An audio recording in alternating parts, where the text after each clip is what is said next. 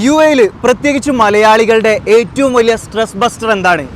അത് ചായയാണ് മോനെ. 50 ഡിഗ്രി സെൽഷ്യസ് ചുട്ടുപൊള്ളുന്ന ചൂടിലും ചായ കുടിച്ച് ആത്മനിർവൃതി അടയുന്ന ഒരു ഫ്രണ്ട് നിങ്ങൾക്ക് ഉണ്ടായിരിക്കും. ഒരുപക്ഷെ അത് നിങ്ങളായിരിക്കും. ചായ അതൊരു വികാരമാണ്. ആ വികാരം കൂടുതൽ മനസ്സിലാക്കണമെങ്കിൽ ദുബായ് കിസൈസിലെ ചായമുക്കിലേക്ക് വരണം. ചായമുക്കോ? എന്താണത് സംഭവം? കിസൈസിൽ ദമാസ്കസ് 2 പ്രൈം മെഡിക്കൽ സെന്ററിന്റെ അടുത്താണ് ഈ ചായമുക്ക് സ്ഥിതി ചെയ്യുന്നത്. ഇവിടെ തൊട്ടടുത്ത് ഒരേ വശത്ത് രണ്ടടി വ്യത്യാസത്തിൽ 4 റെസ്റ്റോറന്റുകൾ കിടിലൻ ചായയാണ് കൊടുക്കുന്നത്.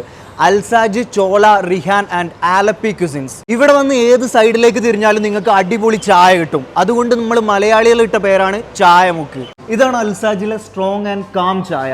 ഓരോ ചായ കുടിക്കുമ്പോഴും അതിന്റെ ഓരോ സിപ്പ് എടുക്കുമ്പോഴും അതിങ്ങനെ ഫീൽ ചെയ്യണം എന്നാണ് പറയാറുള്ളത്. ഇവിടെ ആ ഫീല് കിട്ടുന്നുണ്ട്. ഇവിടുത്തെ ചായന്റെ കൂടെ ഏറ്റവും അടിപൊളി കോംബോ എന്ന് പറയുന്നത് ഈ അടിപൊളി എഗ് പപ്സ് ആണ്.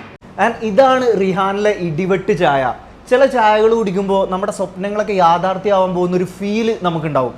ഈ ചായ കുടിക്കുമ്പോൾ ആ ഫീൽ ഉണ്ട്. ചായയുടെ കൂടെ ഒരുപാട് ഓപ്ഷൻസ് ഉണ്ട്. ചെന മസാല ഉണ്ട്, കട്ട്ലേറ്റ് ഉണ്ട്, ബോണ്ട ഉണ്ട്, പഴംപൊരി ഉണ്ട്, ഉള്ളിവട ഉണ്ട്, അങ്ങനെ ഒരുപാട് ഐറ്റംസ് ഉണ്ട്. ഇതാണ് ആലപ്പി കുസിൻസിലെ കിടിലൻ ചായ. ചില ചായകൾ കുടിക്കുമ്പോൾ ഭയങ്കര ആശ്വാസം നമുക്ക് ഫീൽ ചെയ്യാറുണ്ട്. ഈ ചായ കുടിക്കുമ്പോൾ ആ ഫീൽ ഉണ്ട്.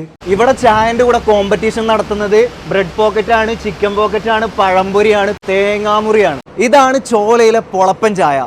ചില ചായകൾ കുടിക്കുമ്പോൾ ടെൻഷനൊക്കെ മറന്നു പോകുന്ന ഒരു ഫീൽ ഉണ്ടാവാറുണ്ട്. ഈ ചായ കുടിക്കുമ്പോൾ ആ ഫീൽ ഉണ്ട്. ചോളയിൽ ചായയുടെ കൂടെ കോംബോ ആയിട്ടുള്ളത് പരിപ്പുവട, സമൂസ, ഉള്ളിവട, പഴംപൊരി ആൻഡ് ഉഴുന്നുവടയൊക്കെയാണ്. ഒരു 4 മണി സമയം കഴിഞ്ഞു കഴിഞ്ഞാൽ ഇവിടെ ഭയങ്കര തിരക്കാണ്. 4 റെസ്റ്റോറൻറ്റിലും ചായ കുടിക്കാൻ വേണ്ടി ആളുകളുടെ ഒരു ബഹളാണ്.